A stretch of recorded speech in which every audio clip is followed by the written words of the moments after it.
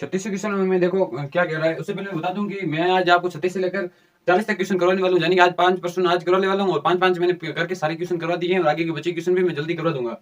तो ये देखो क्वेश्चन में क्या दे रखा है कि 36वां क्वेश्चन है, कार्बन के 2 × 10⁸ परमाणु एक कतार में व्यवस्थित है। एक कतार के अंदर यानी कि परमाणु यहाँ से लेकर मान लो ये एक कतार है, तो यहाँ पर देखो परमाणु व्यवस्थित है और वो कितने परमाणु है, वो है 2 × 10⁸ परमाणु व्यवस्थित है। और इस व्यवस्था की लंबाई, और ये जो लंबाई दे रखी है ये है 2.4 सेंटीमीटर के अंदर इतने परमाणु व्यवस्थित है। इसको देखो कैसे करेंगे, आप इसको इस तरीके से पढ़ो कि 2 × 10⁸ परमाणु व्यवस्थित है, कहाँ कितने लंबाई में, वो है 2.4 में, तो एक परमाणु कितने सेंटीमीटर या कितनी लंबाई व्यवस्थित होगा, तो वो क्या होगा 2.4। इसको इधर भेज दो पक्षांतर करके 2.4 बटे तो दे दो, इसको काटोगे तो ये आएगा 1 2 1 2 2 2 4 1.2 10 ऊपर जाएगा तो -8 हो जाएगा। तो परमाणु का ये जो परमाणु व्यवस्थित है, तो ये व्यवस्था ही तो है जो कि इसको क्या कहेंगे, व्यवस्था परमाणु का व्यास ही है। हमें परमाणु का व्यास पूछा था, तो जो एक परमाणु का व्यास है वो कितना है 1.2 × 10⁻⁸ सेंटीमीटर, ये परमाणु का व्यास है। ये क्वेश्चन था। इसके बाद हमारे पास 37वां क्वेश्चन है। 37वें क्वेश्चन के जिंक परमाणु का एक व्यास दे रखा है, वो क्या है 2.6 एंगस्ट्रॉम। एंगस्ट्रॉम को हमें पता है वो क्या होता है 10⁻10 मीटर होता है एंगस्ट्रॉम का मतलब, ठीक है ना, पूरा का पूरा मतलब होता है 10⁻10 मीटर, ये इतना हो गया। और हमें पूछा जिंक परमाणु की त्रिज्या पूछी है पिकोमीटर में, तो देखो पिकोमीटर में त्रिज्या होगी, तो देखो त्रिज्या और व्यास में संबंध क्या होता है कि त्रिज्या होती है वो व्यास की आधी होती है, d/2, यानी कि d क्या है ये मीटर में बदला, इसके अंदर 2 का भाग दे दो। पिकोमीटर में अगर बदलना है तो ये देखो उनके पिकोमीटर कहते हैं किसे, पिकोमीटर कहते हैं 10⁻12 मीटर को पिकोमीटर कहते हैं। और देखो 10⁻10 तो ऑलरेडी है, इसको 10⁻12 बनाना है, तो क्या है कि इसमें -2 घात जोड़ देंगे तो 12 हो जाएंगे। तो जिसको जोड़ना है ना उसको ही भाग और उसी को गुणा करना है, यानी कि 10⁻2 का -2 है ना, इसका गुणा भी कर दो और भाग भी कर दो। मैंने गुणा भी कर दिया, भाग भी कर दिया। और ये देखो भाग में घातें जुड़ती है तो -10 और माइनस के 2 कितने हो जाएंगे, -12 हो जाएंगे। 2 1 2 2 3 6, इसको काटेंगे ये बचेगा 1.3। ये देखो 10⁻12 हो गया। और ये देखो ये ऊपर जाएगा -2 तो क्या हो जाएंगे +2 हो जाएंगे। +2 को जब 1.3 से गुणा करेंगे यानी कि 100 का गुणा करेंगे तो ये क्या हो जाएंगे 130 हो जाएंगे। और 10⁻12 हो गया पिको, तो ये हो गया 130 पिकोमीटर। इसी प्रकार ख है कि ख में हमें बताना है कि 1.6 सेंटीमीटर के अंदर कितने परमाणु व्यवस्थित होंगे। तो सबसे पहले देखो इसका मतलब क्या है कि जिंक का परमाणु है ना उसका व्यास क्या है 2.6 × 10⁻10 मीटर, इतना व्यास है, यानी कि एक परमाणु का व्यास जिंक का एक जिंक परमाणु का व्यास इतना है। तो दूसरा इस तरीके पढ़ने का तरीका दूसरा क्या हो सकता है कि इतने मीटर के अंदर इतने परमाणु व्यवस्थित। सबसे पहले इस मीटर को सेंटीमीटर में बदला मैंने, देखो 10⁻1 मीटर के अंदर कितने सेंटीमीटर होते हैं 100, यानी कि 10⁻2 और 2 इसके अंदर -10 और +2 क्या होंगे -8 होंगे, तो 2.6 इतने सेंटीमीटर, यानी कि 2.6 इतने सेंटीमीटर अंदर कितने परमाणु है, वो जिनका एक परमाणु है।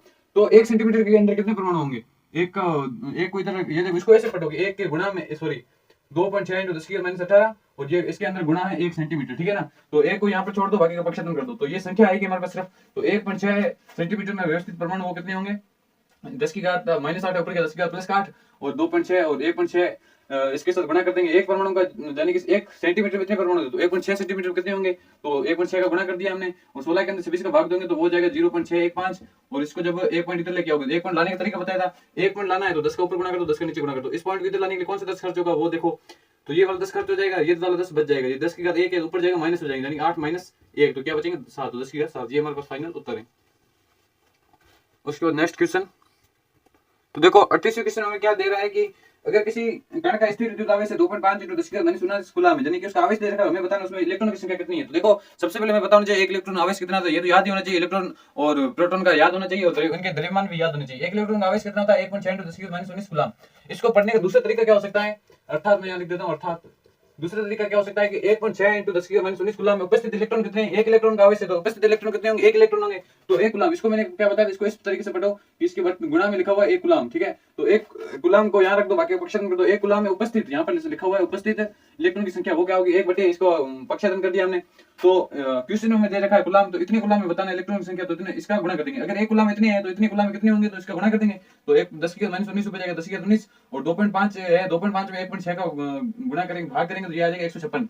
आप चाहो तो इसको इस तरीके से सोल्व कर सकते हो, 25/16 लिख के कर सकते हो, या 2.5 के अंदर सीधा 1.6 का भाग दोगे तो इसको सोल्व करोगे तो ये आएगा। और देखो आप यहाँ पर भी छोड़ सकते थे, लेकिन मैंने इसको आगे इसलिए किया क्योंकि देखो यहाँ पर ज्यादा संख्या है नहीं, सिर्फ 1560 ही आएगा उत्तर, तो मैंने यहाँ पर लिख दिया 1560 क्योंकि यहाँ पे 1000 का गुणा कर दिया हमने, तो ये क्या हो गया इंटू 1.56, तो ये हो गया 1560 इलेक्ट्रॉन, यानी कि 2.10⁻16 कूलम में उपस्थित इलेक्ट्रॉन कितने हैं, वो है 1560 इलेक्ट्रॉन। सिंपल सा क्वेश्चन था। और इलेक्ट्रॉन कभी भी याद रखना, कभी भी पॉइंटों में आए ना, 1 पॉइंट ऐसे 2 3, इसको हमेशा 123 ही लिखना, ठीक है ना, कभी भी आधी अधूरी मत छोड़ना। ऐसे आप नहीं लिख सकते 12.3 या 3 सही 1/2, ऐसे इलेक्ट्रॉन कभी नहीं होते, इलेक्ट्रॉन हमेशा पूर्ण होते हैं, क्योंकि हमारे पास एक सूत्र था कि जो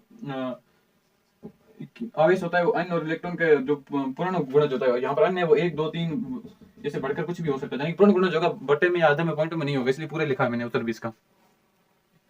और ये क्वेश्चन जो 39वां क्वेश्चन, ये भी 38वें क्वेश्चन से मिलता जुलता है, इसलिए मैंने सीधा उत्तर लिख दिया है। और आप देख सकते हो पिछले क्वेश्चन में मैंने किस तरीके से किया था, ये सेम टू सेम उसी तरीके से क्वेश्चन हुआ है। देखो, मिलेकन के प्रयोग में तेल के बूंद में चमकती हुई एक्स किरणों द्वारा प्राप्त स्थिर विद्युत आवेश में आवेश प्राप्त किया जाता है। ये तो एक चीज बता दी कि विद्युत आवेश प्राप्त किया जाता है, ठीक है। तेल की बूंद का हमें विद्युत आवेश बता दिया है, ठीक है ना, कि अगर इतना विद्युत आवेश हो तो उसमें इलेक्ट्रॉन कितने होंगे। तेल की बूंद के अंदर वो विद्युत आवेश होता है, दूसरा होता है, लेकिन इसमें पूछा विद्युत आवेश अगर कितना हो तो सबसे पहले हम लगाएंगे एक इलेक्ट्रॉन, एक कूलम में कितने व्यवस्थित इलेक्ट्रॉन होते हैं, वो मैंने पिछले क्वेश्चन बता दिया उस तरीके से, यानी कि 1.2 × 10⁻18 कूलम में उपस्थित इलेक्ट्रॉन की संख्या निकालेंगे।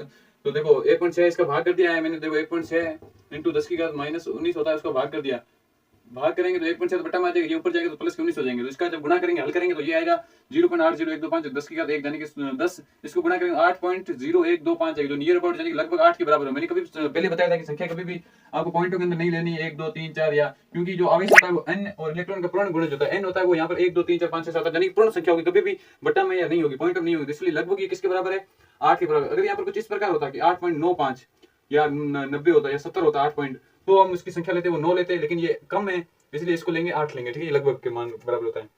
उसके बाद हमारे पास है 30वां क्वेश्चन, 40वां क्वेश्चन। तो जो हमारे पास 40वां क्वेश्चन है उसके अंदर सिर्फ थ्योरी है, जो मैं आपको सीधा समझा देता हूँ।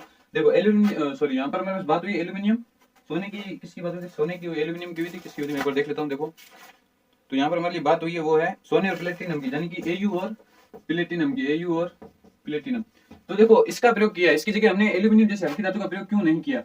रदरफोर्ड के प्रयोग में अल्फा कणों का जब गिरा के हमने देखा था कि परमाणु की संरचना, तो उससे पहले जो मान्यता चल रही थी कि परमाणु एकदम समान आवेश है, थॉमसन के परमाणु मॉडल के अनुसार, उसको गलत साबित किया था रदरफोर्ड ने। तो ऐसा क्यों, देखो एल्यूमिनियम प्लेटिनम होते हैं ना, पहली बात ये भारी होते हैं, इनके जो नाभिक होते हैं ना, नाभिक भारी होते हैं। और दूसरी बात क्या होता है, नाभिक के अंदर जो धनावेश होता है ना वो बहुत ज्यादा होता है, धनावेश होता है वो बहुत ज्यादा होता है, ठीक है। और एल्यूमिनियम है ना वो हल्का होता है, एल्यूमिनियम होता है हल्का भी होता है, इसके अंदर जो नाभिक के अंदर जो धनावेश है ना वो होता तो जरूर है, लेकिन इतना ज्यादा नहीं होता, वो कम होता है। अगर देखो ये भारी चीज है, मैं आपको किस तरीके से समझाऊं, देखो मैं अगर आपको कहूँ कि इस किताब को छेद के निकलना है तो आपको समस्या आएगी। इसको मान लो आप सोना या प्लेटिनम मान लो, और एक मैं कहूँ कि इस पेज को आपको मैंने इसे पकड़ लिया, आपको इसकी तरीके छेद करना, तो आसानी से छेद हो जाएगा एक अंगुली के अंदर ही, ठीक है ना। तो इसका मतलब यही है कि वो जो नाभिक है वो भारी भी है और उसके अंदर धनावेश ज्यादा है। अगर वो धनावेश कम होगा तो जो किरणें होती हैं उसकी जो मतलब स्पीड बहुत तेज होती है, और अगर वो नाभिक के अंदर धनावेश कम होगा तो उसको प्रतिकर्षित आराम से ढंग से नहीं कर पाएगी, बहुत ही कम प्रतिकर्षण होगा जो हमको शायद दिखे भी नहीं। अगर उसको प्रतिकर्षण ज्यादा करना है, प्रतिकर्षण साफ रूप से देखना है, तो उसके लिए हम एल्यूमिनियम प्लेटिनम का प्रयोग करते हैं, ना कि सोने का और प्लेटिनम का प्रयोग करते हैं, ना कि एल्यूमिनियम का। इसलिए इसका उत्तर यही है सर, थ्योरी बेस्ड है, यही लिख दोगे आप तो सही होगा कि ये भारी नाभिक होता है, इसमें धनावेश अधिक होता है, इसमें हल्का और इसमें धनावेश कम होता है। सिंपल से क्वेश्चन थे, यहाँ से क्वेश्चन करवा दिए, अगले क्वेश्चन करा दूंगा। और कुछ भी डाउट हो तो बेझिझक कमेंट कर देना, मैं आपको जल्दी से जल्दी 5-6 घंटे के अंदर आपको तुरंत जवाब दे दूंगा कि इसका उत्तर किस तरीके से। और कुछ भी डाउट हो किसी चीज पे, टॉपिक पे वीडियो बनाना हो, स्क्वायर कैसे निकल जाते हैं, अंडरूट कैसे निकल जाते हैं, और भी कुछ भी क्वेश्चन हो तो कमेंट जरूर कर देना। धन्यवाद।